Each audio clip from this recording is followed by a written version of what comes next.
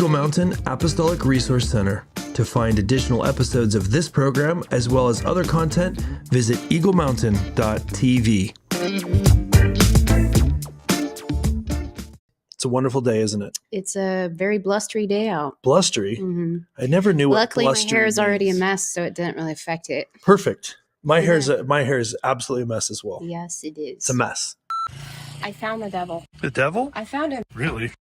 Is this him? No. In this wheelchair? No. He's over here in this bucket. I kid you not. There he is. Mr. Sin! Oh my Not goodness. bothering us anymore.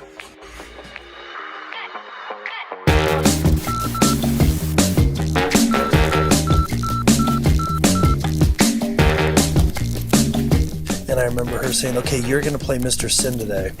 And she hands me this purple puppet with the nasty mustache. Pop the little puppet up, and literally on cue, 80 kids out there all, boo, oh God, I hate that guy. I was like, man, these guys are trained on cue. Like, I don't know if they got candy for doing that or what. But Oh, man. They just want to come down on deep someone. theological teaching. Deep theological teaching. Well. Hey everyone, welcome to Together We Build. My name is Chris Behnke. I'll be hosting this with Prudence O'Hare. Prudence, it's a wonderful day, isn't it? It's a very blustery day out. Blustery? Mm-hmm. I never knew what Luckily, my blustery hair is already a means. mess, so it didn't really affect it. Perfect. My hair is absolutely a mess as well. Yes, it is. It's a mess. It's a total mess. We also have with us Sheila Gregoire. I'm so glad to talk to you. She's an author of an amazing book called The Great Sex Rescue, which we've read, and we actually give this out during the marriage workshop that we teach. Did you know that? It was your idea, actually. Oh, well. Yes, I like to give presents. So Sheila, thank you so much for spending some time with us today. How are you doing? And I forget, where are you actually located in the world? I am in Southern Ontario. It's kind of blustery here too. I feel like I'm in Winnie the Pooh right now talking about blustery days, but yes. That's right. The old blustery days. But he had the rain cloud that literally followed him around. So that's like, hopefully that's not. Yeah. Hopefully that's It's always the hope.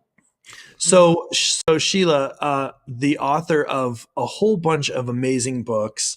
We're super excited about it. We have not, you think you might have read one or two others, but I've only read The Great Sex Rescue. I'm super excited to talk about it because I feel like it is the book that I wish somehow, Sheila, you wrote like 50 years ago, because it would have helped so many people. But I absolutely loved it because it kind of addressed some things that never sat quite right with me from all of the other books on marriage that we've read. And we've attended all kinds of different workshops and this is how it went down, right? I saw the book recommended by someone else. I think it was actually on a Fit to Be on Facebook chat. They were, they were talking about, somebody popped a question that was about sexuality. And of course, everybody hops on and says stuff, but actually the book was recommended. So I took a picture of it because it wasn't just one person, it was a couple. And so I was like, well, this must be something to look into. And so I sent it to him because he always orders my paper copies because I like paper. And he's an audio guy. So he says, okay, I'll order it. And then before I even get my paper copy, he's already listened to the book like what was it, 1.5 times through? I mean, that's the problem with paper. That's the problem. Like, you have to read this book. Paper's so old school. I'm going to. Anyway. Yeah, it was super powerful. And we had, we've been married 25 years now. This is our 26th year, which is exciting, but we've read all kinds of the books, lots of books that Sheila, you talk about in this. We've read, I think most of the ones that you talk about. Yeah. And so it was kind of a bit of a shock. So I'd love it, Sheila, if you just kind of give a high level, because I think a lot of people are not familiar with it. They probably are familiar with Love and Respect and sheet music and all these different books that are out there. Can you give us an overview of, also, why did you write it? So why you wrote it, what is it? And let's just, oh, wait a minute. Hold on. I almost forgot the I trivia. was going to remind you. You got so excited about the book. I got so excited about the book. Okay. Don't go anywhere. We're gonna do the book in a second, but we got to do this trivia. Now, how it works, Sheila, is that I read these weird trivia questions, and Prudence always gets them right. No, that isn't true. She gets them right. And then we have these buttons right here, depending on how things get answered. I've got these different buttons. So, okay, we're going to see how you compete up against Prudence. Now, Prudence, do not look at the screen right now because the answers are up there. Okay. So you have to cover your eyes like this. Okay. Okay, let's see here. I can see everything on the big screen, Chris. That's what I'm saying. Oh, okay. Don't look at the big screen. There. Don't look at. Okay, what? Okay, here's the first one. Here we go. Are you guys ready? Yeah. What famous country singer once lost her own lookalike contest? Oh gosh, I know Adele did, but is she really country? Adele did. Oh, that's right. Are you sure it isn't Adele? I'm sure it's not Adele. Okay. She's not country. She's pop. How about Taylor Swift? No, incorrect. I'm going to go with Dolly. Dolly is correct. That was like Prudence, my second guess. This is the first time you got one wrong. Sheila is destroying you right now. Okay. All right. Dolly Parton. That's actually weird. How could you lose your own lookalike? Let's see. Well, she does wear a lot of wigs, so. Okay, so Harvard's a prestigious university, correct? Like prestigious, and they have a very low acceptance rate. Yeah. What is an organization, not a university, a big company that has a lower acceptance rate than Harvard? You can look at the screen now, Prudence. I've removed it. Like not a university? Not a university. It's a company. Like, I don't know, McDonald's. Not McDonald's, but it's just a company. It's not a fast food chain. It's a surprising. Apple? Starbucks. Apple. Two wonderful guesses. The correct answer is surprisingly Walmart. What? A lower acceptance rate. So it's easier. So this is just it's not really accurate, but it would be easier to get into Harvard than Walmart, according to this. How is that? I don't know if I believe that. Well, I mean, I think when they open new stores, they just do like these major hiring things. So like 10,000 people show up. I think that's probably what happens. That's what it is. You have to trust this crazy weird trivia on boardpanda.com, right? Like that's a reputable. Okay. Let's do at least one more. I think I already asked that one. Skipping it. I know I asked that one. What I might have done this one. What bird breed can tell the difference between a Monet and a Picasso painting? You did ask this one. Well, do you remember the answer? No. Okay, what bird? I mean, what eagles kind of have bird? really good eyesight, but Eagles have good. You can look at the screen. You can look at the screen. a hummingbird. If I get this right, then I will have already done it. So, Sheila, are you guessing eagle or hummingbird? I'm thinking hummingbird because they have to know colors for like getting the nectar and stuff. Oh, that's a super good point. What's your guess, Prudence? Pigeon? Pigeon is correct, but you already knew that. Hummingbird sounds a lot more reasonable, by the way. I'm sure, but okay, we'll do one. We'll do one. That a pigeon. Okay, let's see here. One more.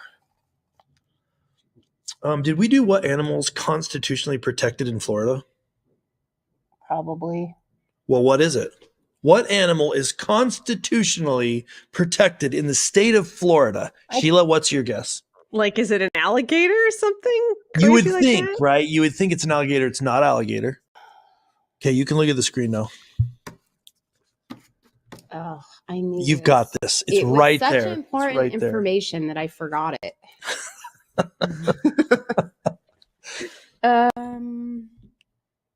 Oh man. Come on. This is good. You're making it. Was it a lizard of It's some not a sort? lizard of some. Okay, I don't It's know. a pig. It's a pig? pig. Oh, yeah, Alligator the makes wild sense. boars. Oh, yeah, the wild boars. Yeah. Is that their national animal? A pig? I didn't have that prepared. I'm not ready for that question. Okay, so yes, you guys both score 100%. Nice job. Well, I don't. Nice job, Sheila. First time on Together We Build, and you score 100% on trivia. Excellent job. He needs to stop lying. People won't believe you. All right. Absolutely none of that trivia has anything to do with this topic at all. Not even a little bit. So this topic that I want to get into, it is the topic of sex and intimacy. And already I can hear, if you listen real carefully, you can hear Christians like shutting off. That's a sensitive topic. I need to run and hide from that. So don't do that. Like, you need to hear this. If you're listening to this and you're like, oh, I didn't know it was going to be about that. You need to listen to this. It's a super powerful message. Okay, now the book, The Great Sex Rescue, that's how we came to know you, Sheila. Let's go back to the question that I asked before the trivia, which is why? Why did you write this book? How did you write it? Tell us a little bit about the journey. All right. So I have been blogging since 2008. I was a mommy blogger, marriage, housework, parenting, writing about all that stuff. And then I found the more I talked about sex, the more my traffic grew. And so my blog got bigger and bigger. I kind of became like the Christian sex space. And I wrote my first edition of the Good Girl's Guide to Great Sex. I wrote 31 Days to Great Sex. I was putting out posts on how to have great sex. The only thing I wasn't doing was reading other marriage and sex books because I was always afraid of plagiarizing. And I figured, well, they're a Christian, I'm a Christian, we're all saying the same thing. We all love Jesus. Yes. But over the years, I kept getting comments and emails from readers who were still having the same issues. Like, it didn't matter how much good information I put out there, they still had these big problems. Right. And I was trying to figure out what to say about it. And then one day I had a migraine. It was January 2019. I didn't want to work. I was procrastinating, so I'm on Twitter. And I'm in the middle of this discussion that people are having about whether they need love or respect. And there are a bunch of women arguing that they needed respect. And they were referring to Emerson Eggerich's book, Love and Respect, which says that women need love and men need respect. And I thought to myself, I have that book upstairs. This would be an awesome way to procrastinate. So I went and got it. And I opened the sex chapter, being the sex person that I am. It's not a long chapter, like maybe 12 pages. It didn't take long. But I like to say it's as if a nuclear bomb went off in my living room because I couldn't believe what I was reading. Yeah. It said things like, if your husband is typical, he has a need that you don't have. Right. Yep. And that need is for physical release. Women don't need physical release. They need emotional release, but men need physical release. And nothing about intimacy. There wasn't a single word about how women can feel pleasure too. Instead, it was just, he needs physical release. If he doesn't get it, he'll have an affair and he'll come under satanic attack without physical release. And I'm reading this and I'm thinking, holy cow, is this what all our Christian books are saying? So at the time, I had two young women working for me. One was my oldest daughter, who's a psychology grad, and one was a young woman who had just had a baby, and she's an epidemiologist and statistician, and I've got them both on FaceTime, and we're just freaking out. And so I wrote a post, a whole series of posts the next week about this book, and I had so many people email me telling me that book enabled abuse in their marriage. Yeah. And so we thought, oh no, what if people don't realize this? And Focus on the Family publishes this. So we created a report. My statistician person did this huge complex report on all the emails we got. We sent it to Focus on the Family thinking that they would listen to us, and they ignored us. Didn't even answer. And so we thought, okay, well, they can ignore a couple of hundred women, but can they ignore 20,000? Right. Come on. And so we decided to do the biggest research project that has ever been done. We asked 20,000 women, completed our survey. They answered a minimum of 130 questions. Some had more, depending on how many times they'd been married. And we asked about their marital satisfaction, their sexual satisfaction, and then we presented them with a bunch of common things that are taught in predominantly evangelical Christian circles. Right. And from that, we could see the difference between people who did believe stuff and people who didn't believe stuff, and how that affected their marriage and their sex lives. Wow. And that became, the Great Sex Rescue. Yeah. What I absolutely love about it is that you took real research from actual women. And then you didn't say, oh no, this is like, human psychology, and so we can't consider the Bible. You said, okay, let's look through the biblical lens at what these actual women, who are real women with real marriages and real husbands and real relationships, and let's actually look at what the data says through a biblical lens, and just actually what's actually happening in the world, not a theoretical, not but what's actually happening. And I feel like that seems super obvious now that you've done the research and wrote the book. But like, that's not how I don't know that any other Christian resource is really been completed that way that I know of. So that's amazing. I love that. Mm-hmm. Yeah. I really do like from the more factual, no, this is what we've gained. We're not just making it up from one woman's perspective or mindset. This is what we've heard and seen. Yeah. And that makes a big difference. So Sheila, you kind of inferred this with the nuclear bomb in the living room statement, but what did you discover as you went through the research from 20,000 women who completed the survey, and you began digging into the other Christian literature on sex and intimacy? Yeah, we just found that our bestsellers in evangelicalism are littered with really toxic messages. Yeah. We ended up looking at 13 of the best-selling sex and marriage books, and we applied a 12-point healthy sexuality rubric that we developed to these books, so that we were able to score them between 0 and 48 on how healthy they were. And Love and Respect literally scored 0 out of 48. It had nothing redeeming, nothing healthy at all about female sexuality. Every Man's Battle scored 9 out of 48. For women only, I think was 11 out of 48. Like, we have so many books that are actually teaching messages that we now know do measurable harm. And when I say measurable harm, what I mean is, it's been known for 50 years, for instance, that evangelical women have twice the rate of sexual pain as the general population, but no one's ever known why. And so we were able to identify what messages increase the chance that she's going to have vaginismus. We looked at orgasm rates. What messages decrease the chance that she's going to orgasm regularly? What messages decrease her libido? What messages decrease her marital satisfaction? And we were able to name those messages. And then we saw how frequently those messages were shared in our bestsellers. Yeah. Yeah. And I think, so one question I have is, and I have kind of my own theory, but why is that?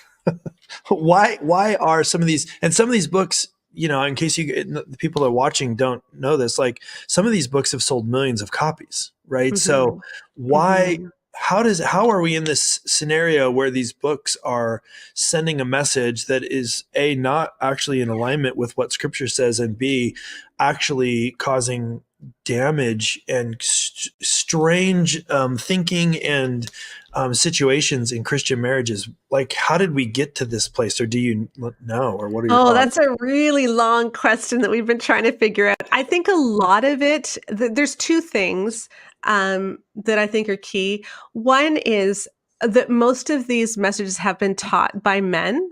So it's primarily men that are writing our books. Now, there's nothing necessarily wrong with men writing books, any more than there's anything wrong with women writing books.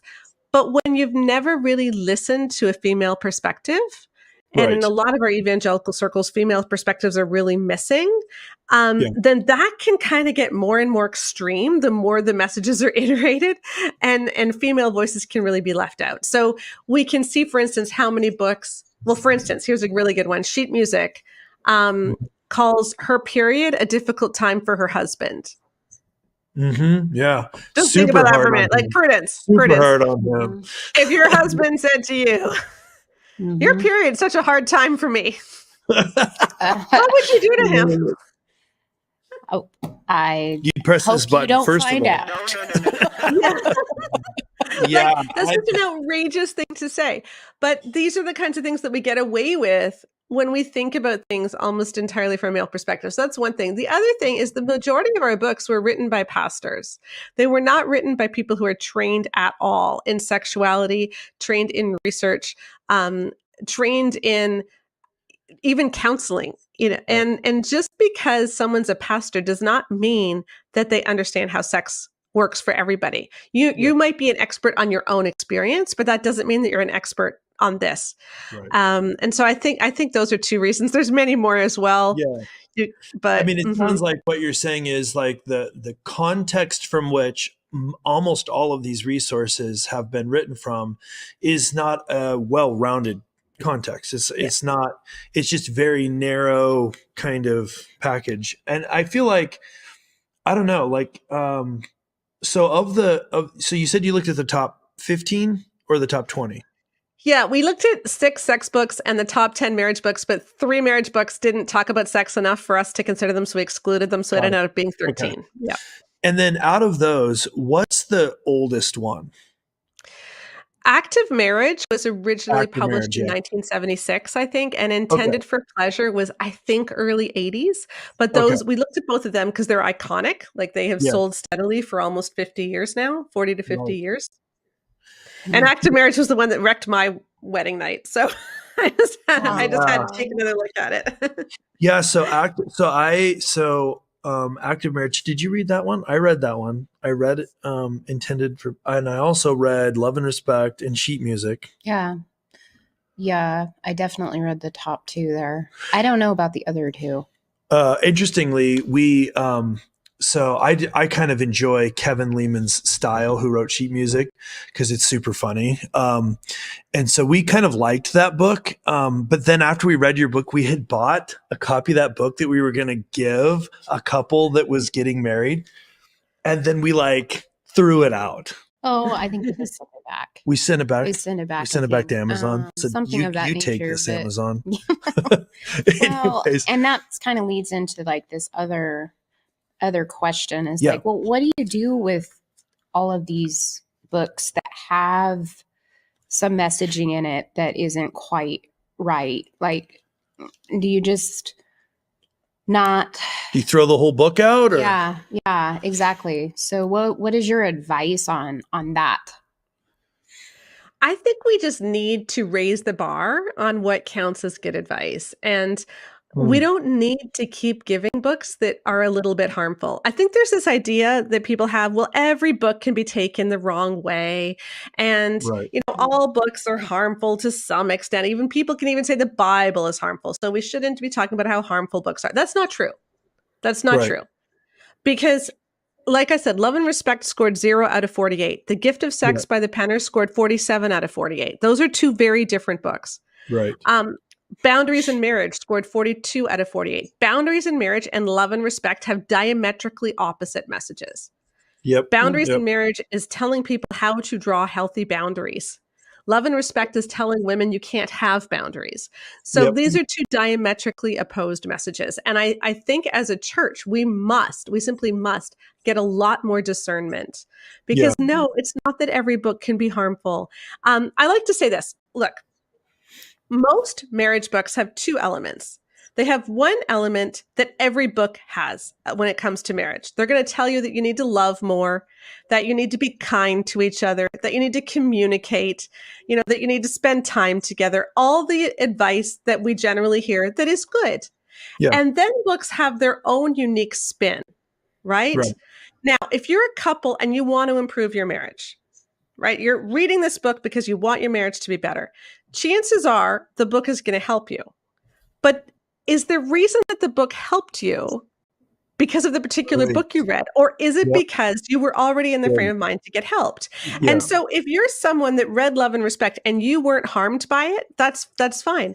But you probably could have read any other book and it would have still helped your marriage. So let's not keep giving books that harm some people and say, well, it helped me. No, let's find a book that doesn't give messages that we now know cause harm. that Yeah. shouldn't be too much to Good. ask. That's super Mhm. good. Yeah, I with love and respect in particular, one of the things that we found that's we used to think was unique in our relationship is we go to like Weekend to Remember, read Love and Respect. We read a lot of these books or these resources, and then it would kind of be like a lot of the stuff that's for women applied to me. I talk more. I'm more feely than Prudence, and a lot of the stuff that's the men's stuff was like Prudence applied to her. So I'm just like, well, we're just really messed up. Like we're super weird, and and then you read this love and respect thing, and it's like, men need respect and women need love, and I'm like, no, I need respect and love. Like I definitely need love too.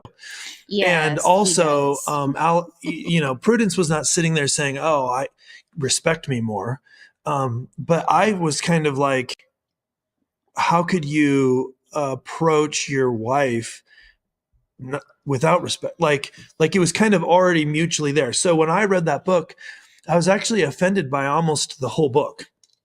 And I think I finished it. But it was one of those books It was really popular million in copies sold. like our culture at the time when it came out. So I think they even did like small groups, everybody goes through it kind of thing.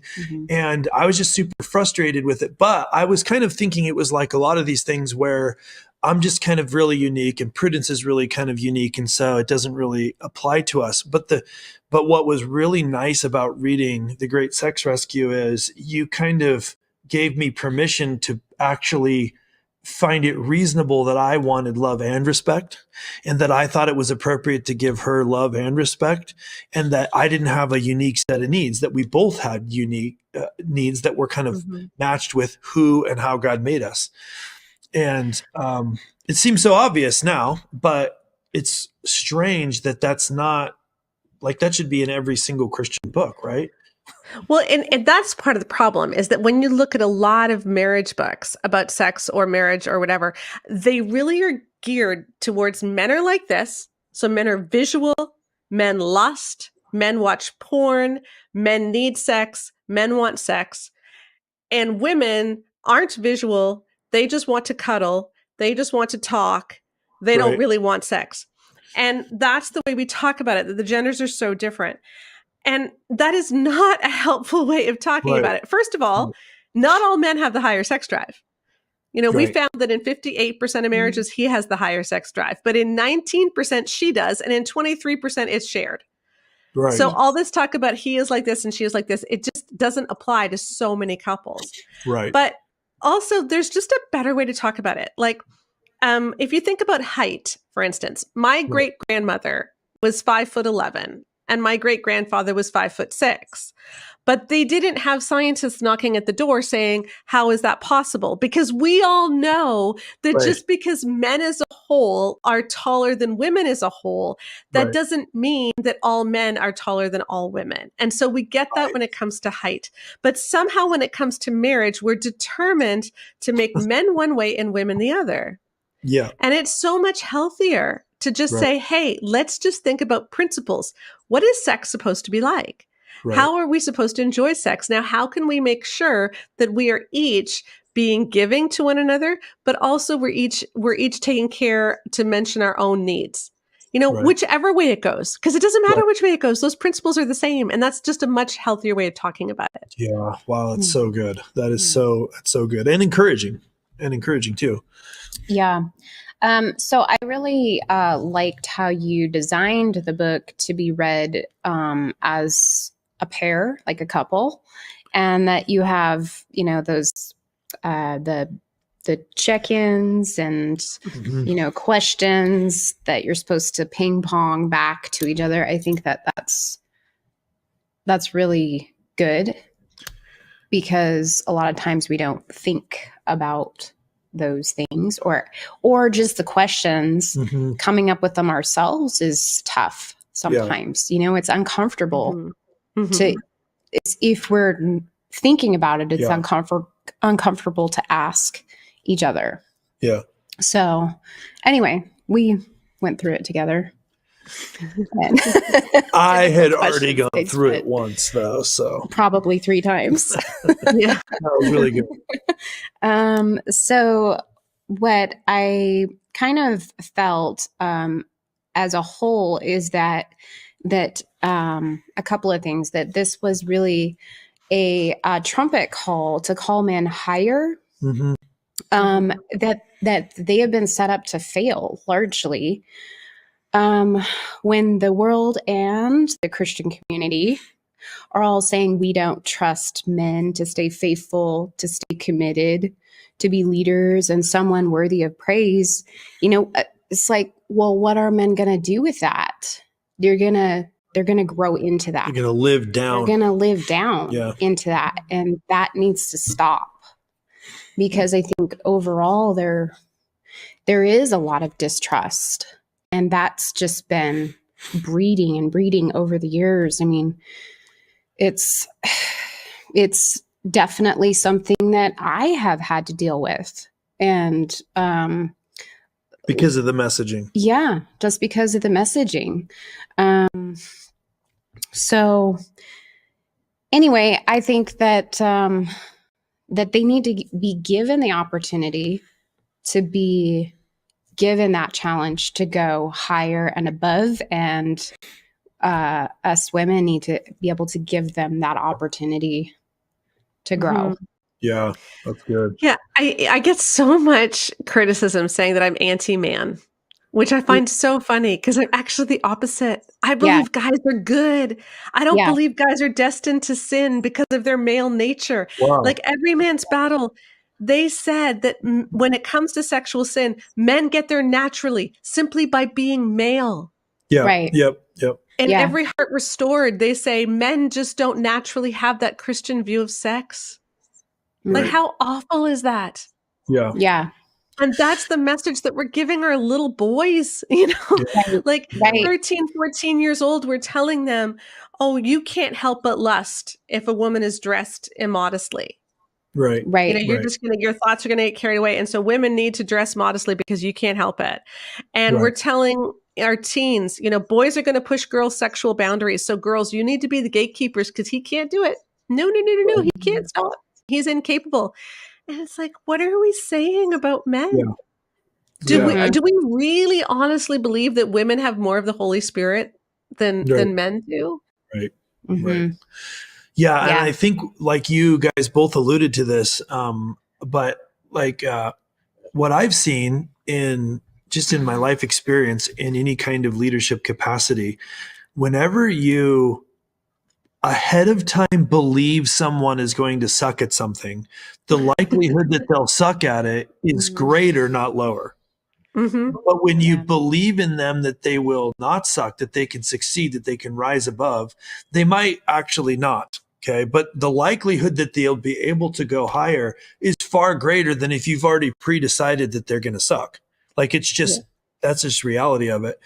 And I feel like these books have created this expectation and this kind of just belief that like men can't, they're just kind of incompetent fools. And I think that this is pervasive throughout modern popular culture. Like look at every sitcom, like every sitcom, the father in every sitcom is a babbling fool, like in every single one. And so I think it's just a funny thing that has now become just people's reality. They just believe. Right. Yeah, I know. And I'm just like, I am for men too. I want men to succeed. And it's just, it's been, it's been a journey walking through it, peeling off of beliefs that were patterned and shaped from being told this is this and this is this. And then of course you've got like the world just blasting us all with all of these images and how women should look and be. Mm-hmm. And I'm always telling my kids, like when we go to the grocery store, I'm like, you see that magazine? Yeah. That's not a real thing. Don't try to pattern yourself after that. Yeah. Yeah. that, you know, But because that idea, one of the bad messages that we measured was the idea that all men struggle with lust. It's every man's battle, right? Mhm. The idea that men are just naturally going to lust. And when women believe that, their libidos tank. Like women who grew up being taught that as teenagers end up having less of a libido once they get married. Yeah. So this shapes your sexuality. When we tell this to teen girls, it shapes your sexuality. And it makes it harder to reach orgasm. It makes your marriage satisfaction go down, mostly because you have a harder time trusting your husband, even if he does nothing untrustworthy. So Right. this is not a healthy message. But even more than that, it's not even true. Yeah. It's not even true. We followed up our survey of 20,000 women with a survey of several thousand men. And we asked, do you have a daily struggle with lust? And then we asked, we gave them 5 different scenarios where they could lust and different options. And what we found is of the men who said that they lust, and again, only 75% did. So already it's not every man. Okay. So 75% did. But almost half of them did not lust in any situation that we gave them, and they don't watch pornography. Right. And so they show no signs of lusting. But I think that we have taught men that to notice that a woman is attractive means that you're already lusting. And so many guys feel so defeated because they feel like they have to go through life without ever noticing that someone has cleavage. Right. And it's like, that's not what lust is. Jesus said, whoever looks at a woman with lust. He doesn't say whoever sees a woman. He doesn't say whoever notices a woman. He says, if you look with a specific attitude, like to consume her as a sexual object. That's right. And I think we're setting up our boys to not be able to handle any of this. Right. Because we're teaching them that that looking and noticing is the same thing as lusting, and it's not. Yeah. Yeah. Mm-hmm. Yeah. It reminds me of this study. This is a very kind of sharp corner. Reminds me of this study. You might know about this, Sheila. They did this study of rats and hope. And they put the rats in this water and they just see how long they could, swim before they gave up and just gave in and drowned. And I don't remember the exact numbers, but it was like 6 minutes or something. And then they started to give up. And then they pulled them out right before they actually drowned. Mm-hmm. And they let them rest for 1 minute, I believe, if I'm remembering it correctly. Not really long enough. Then they threw them back in to see how long they could go. So they didn't really rest. They weren't right. They were given hope. And then how long it was like another 20 hours or something that seems completely impossible. But it was because they were given that hope. Well, when you start off the equation with you're screwed, every man's battle, you've given no hope, right? So like the ability to swim goes from 20 hours down to that 6 because you just don't even have any hope. Like you've been told you're defeated already. And I feel like that's the message that is actually the pervasive message in Christianity is, look, that's just how it is. You're pretty much screwed. And not only is that not biblical, but in the research that you've done, you've found that that's not even helpful or accurate. Which is exactly. And it really hurts women because when you tell women that a guy cannot help but objectify you, and if you look at the prescription for lust, for getting over lust that is in books like Every Man's Battle or Sheet Music, they'll tell you that he's supposed to take his sexual energy and transfer it to his wife. So she becomes the methadone. That's actually the word they use, the methadone for his sexual addictions and habits and compulsions. That is treating her like a sin management tool, not like a person. Yeah. The sheet music talks about how during your period, you should give him oral sex or a hand job because he's going to find it really hard to not watch porn during those 5 days. Yeah. I mean, what are you really saying about both the man and the woman when you're saying that? Like, what's the real message? Because horrible. The thing is, if you want sex to be something that she wants, it needs to be something where he isn't using her. Right. And we have created a whole theology of sex in the evangelical church where basically she gets to be used as a sin management tool for him. Right. Sex has nothing to do with her. It's just about reducing his temptations. Right. And that's missing the entire point from Scripture.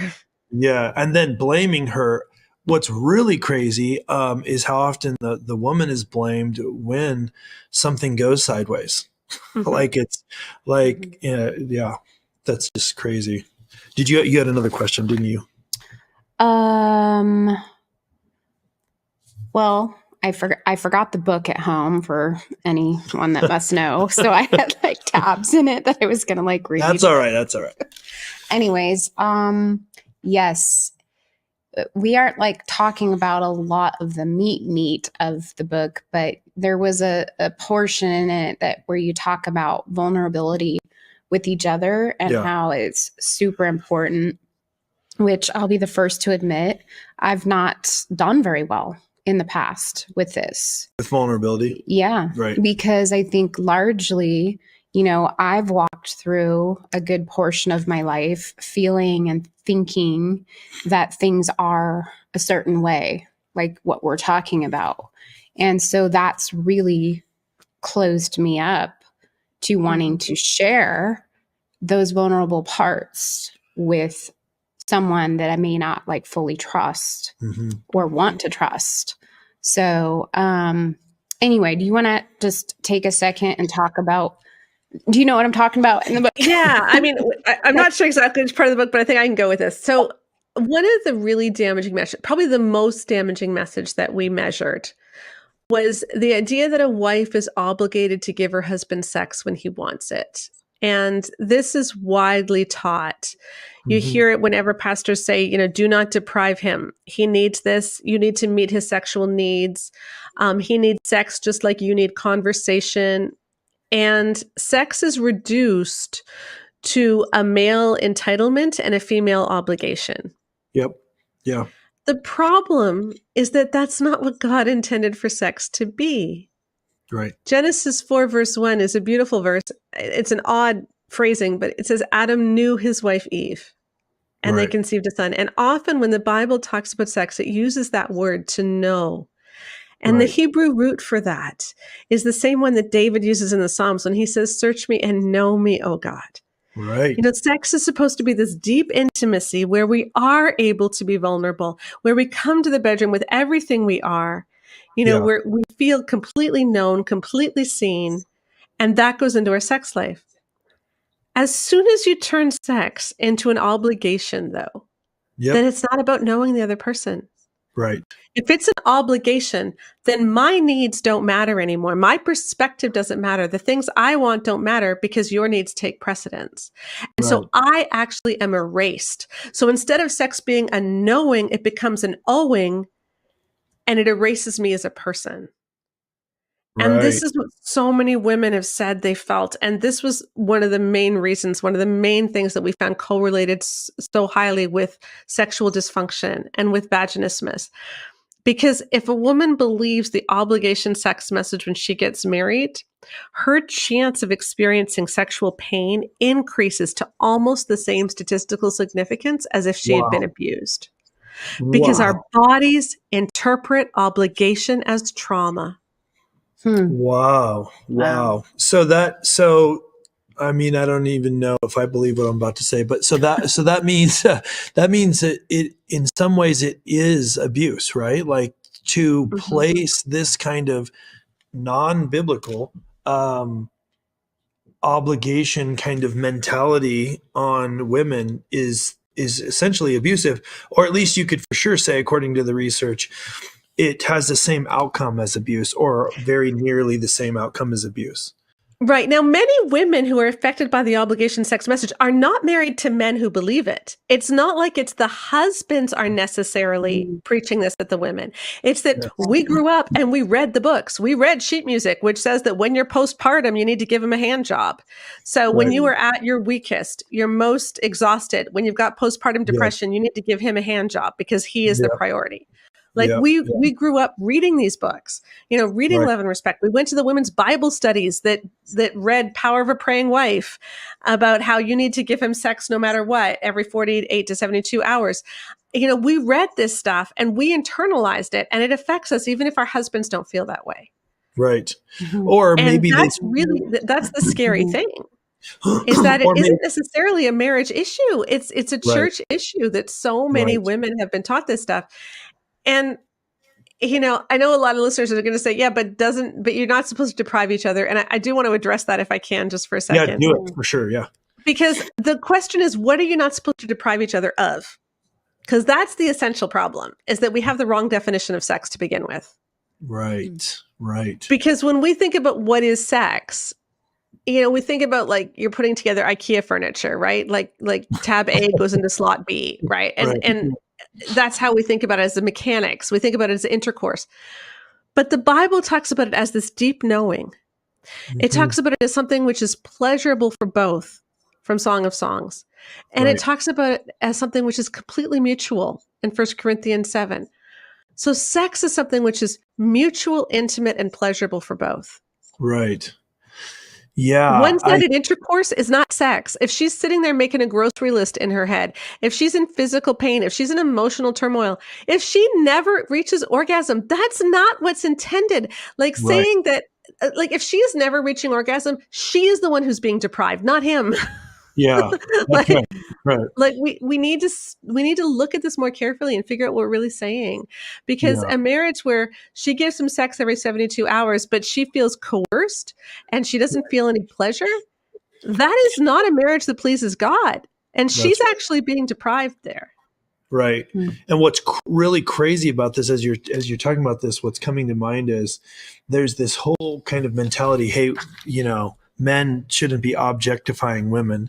And that's kind of like what they talk about, like in, Every Man's Battle, right? But actually, by talking about it this way, that's actually all you're doing is making it into an object. You're making the woman. So it's like, I don't even necessarily think they definitely, I think these authors, for the most part, don't have any idea that they're actually saying the opposite of what they intend to say, and it actually creates women into objects. What do you think about that, Prudence? Yes, I think that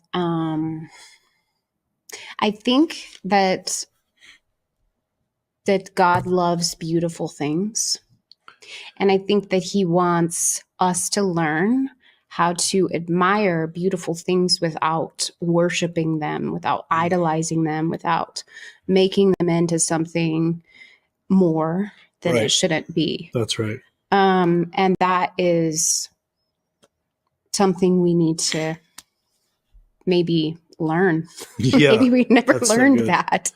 But I think that also that this book as a whole is also a call for both men and women to understand on much deeper levels the psychology behind what seems to be so innocent or common beliefs, and how it damages not just us, but not just women, but also men as well. And,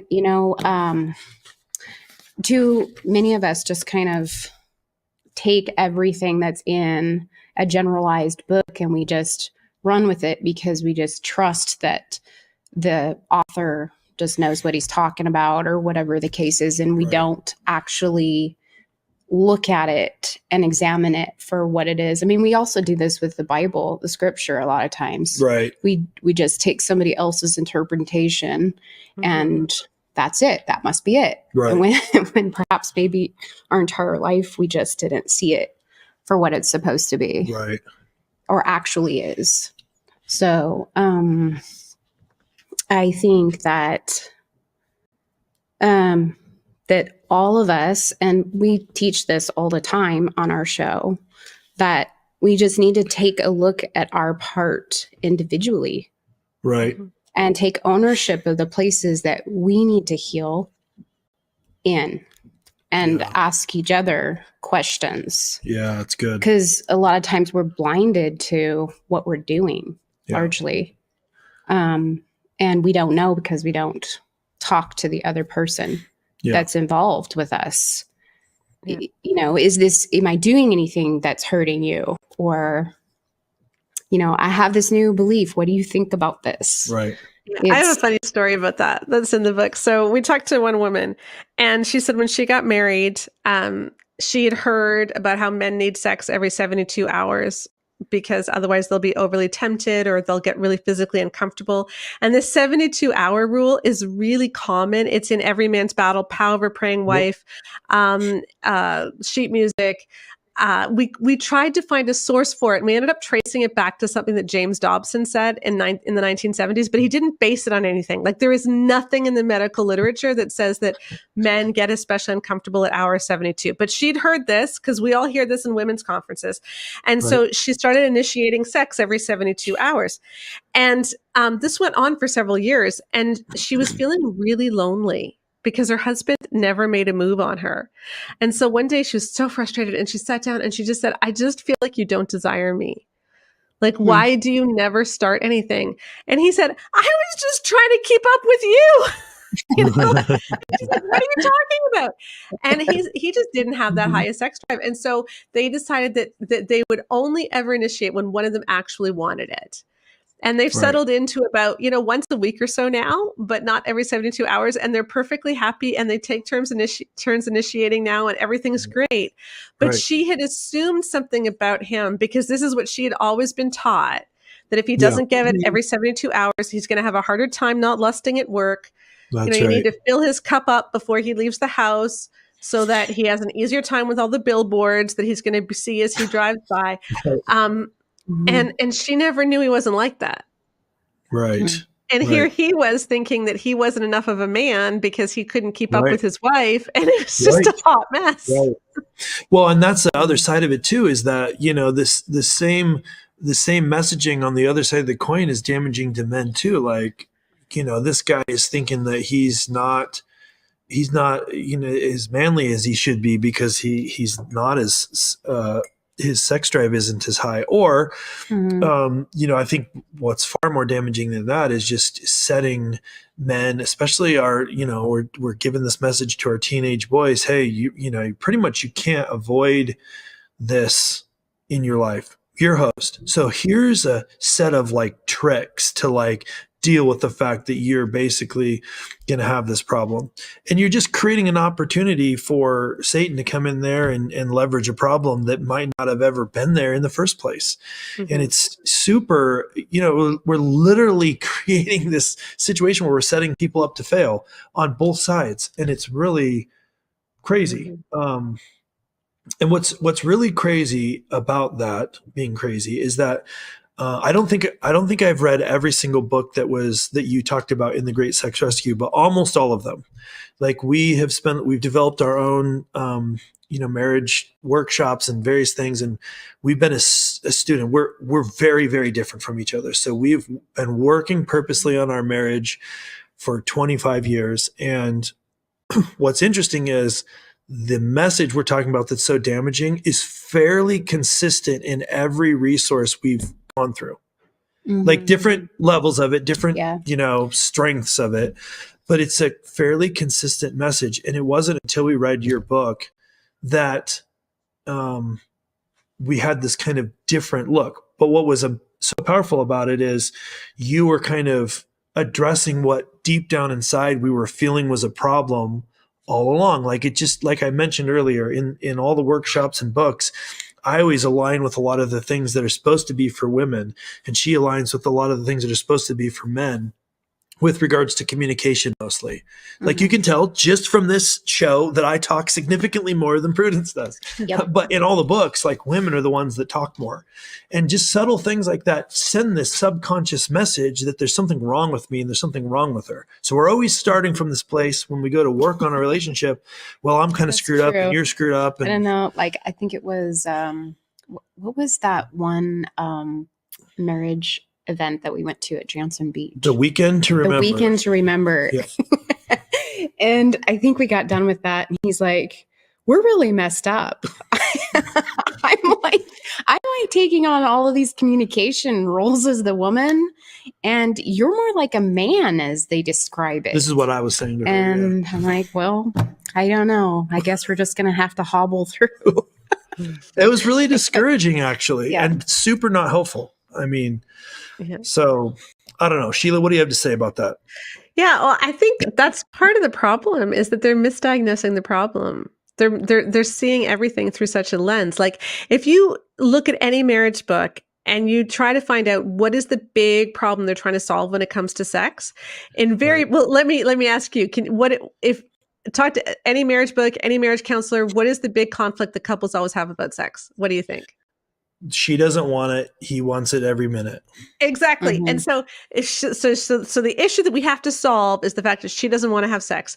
And the solution in all of these books is to tell her that she has to, Yeah, because do she it. needs to understand Just what do he it. needs, etc. Now, I'm going to list 5 things. Okay. So get ready. I'm going to list 5 things that we found. If these 5 things are present, frequency totally takes care of itself. Her libido takes care of itself. Okay. If there's high marital satisfaction, if she feels emotionally close during sex, so she's not feeling used, she's not feeling pressured, she feels emotionally close. If there's no sexual pain, no sexual dysfunction, if there's no porn use, and if she frequently reaches orgasm, then frequency takes care of itself. Right. Because We then have things a are working. 47-point orgasm gap in the evangelical church, okay? 95% of men almost always reach orgasm. Only 47% of women do. Or sorry, 48% of women do. So we have a Wow. 47-point gap. And yet these books are just telling women to have more sex. Right. What they should Yeah. be doing is Yeah. saying, hey, hold on a second. Let's figure out how her orgasm works. Let's make sure that there isn't porn, because there is porn in 50% of marriages. Okay, Right. let's deal with these root issues, because maybe the reason she doesn't want sex, well, maybe there's actually something going on there. Maybe your Yeah. marriage is terrible. Like, sex Right. isn't going to fix that. And so Right. let's not look Right. at frequency as the problem. Let's see it as a symptom that Yes. there's something else going on. Man, that's so good. Man, that is so good. That's so good. What do you think about that, Prudence? Man, You agree with we're just touching the tip of the iceberg here. Okay, but here's something else I think is so funny. Okay, the church gives 2 messages about sex to married people. They say, God made it amazing. It's such an amazing gift. It's so wonderful. We should rejoice in it. Women, we know you don't want to do it, but you got to do more. If it's so wonderful, why doesn't she want Yes. to? Why doesn't anyone clue in that if Yeah. God made it to be this amazing and women That's right. don't want it, that there must be something wrong with the way we're doing it? There must be something Yes. wrong with how we're Come on. talking about it. Oh my goodness. It is so spot on. So it's kind of like if we could just every time there would be this magical no button when this message was, talked about inside the youth group, every single time. But the problem is that this message is pervasive. So I guess, as we wrap this up, I'm going to put up a link. Let me just put this little banner. Boom. This is where you can find more about, this is the right place, right, Sheila? Yes. Okay, perfect. So you can find more. Also, all of her books are on Amazon. Definitely recommend what Sheila has. And we'll put in the show notes, we'll put more links to the resources. But this is, we just kind of end this. What advice do you have to people? My advice is go read this book. But what advice, Sheila, do you have? Because I know a lot of people are going to hear this, and just like us, they're going to have felt something is off, but they're not sure what. And after all, Emerson is the expert, and he sold 10 million copies of Love and Respect. So I guess I just need to get with the program. What is your advice to the people that have been taught their whole life, whole marriage, or whatever, that this is kind of the way that it's supposed to be when it's actually not? What's your advice to them that if they're hearing this for the first time? Jesus said that a good tree can't bear bad fruit, and a bad tree can't bear good fruit. Right. And that we can recognize things by their fruit. And Right. if you are reading something and you're feeling uncomfortable and you've been trying something and it's just not working, Right. that is a sign you're allowed to use your discernment. Right. Church, we have to use our discernment. Come on. We each have the Holy Spirit. If you feel like there's just something wrong here, there's probably something wrong here. Right. And you're not being unchristian for thinking that. You're not being disloyal for thinking that. You're not being rebellious for thinking that. You're just allowing yourself to admit the truth of what your body's already telling you. Yep. That's right. And that's okay. Like, go on the journey of discovery and read The Great Sex Rescue. If you're still unsure, just go to Amazon and read the reviews, because you'll see what other people have said. And I think the most common word I've seen is validating and freeing. Yes, that it's so validating and freeing. That's a perfect word. Yeah. Yeah. And I think we just deserve to be heard. We just deserve to be heard, because there's been so much toxicity in this area. And I just pray that we can change the evangelical conversation about sex and marriage. That's our goal at Bare Marriage, is to change that conversation and make it something healthy. Yeah, come on. Yeah, absolutely. I could not agree more. I appreciate you writing this book, doing all the research, spending some time with us today. It's absolutely fantastic. I can't believe people think you're negative on men. You're against men. Like, I feel like the other things are negative against men. Like, basically you're a dirtbag, you can't help yourself, so your wife needs to make up for your loserness. That's kind of the message of most of these. And you're basically saying, no, listen, people have their own issues and they need to own themselves. And I feel like it's not just refreshing, but validating. That is spot on. That's super good. So the book we've been talking about is called The Great Sex Rescue. You definitely need to go get it. We'll put the link. You can find it on Amazon. I know, there it is. It looks like that. It's absolutely fantastic. And for those of you that like audiobooks, it's in audio as well. So definitely go check it out. Sheila, thank you so much for spending time with us. This has been absolutely fantastic. Really appreciate the resource. Like I said, we actually give it away at our marriage events that we do, because it's that transformational. So thank you for writing it and doing it. And I guess we'll see you guys all in the next one. All right. Well, thank you so much. Yeah, sure. All right. See you later.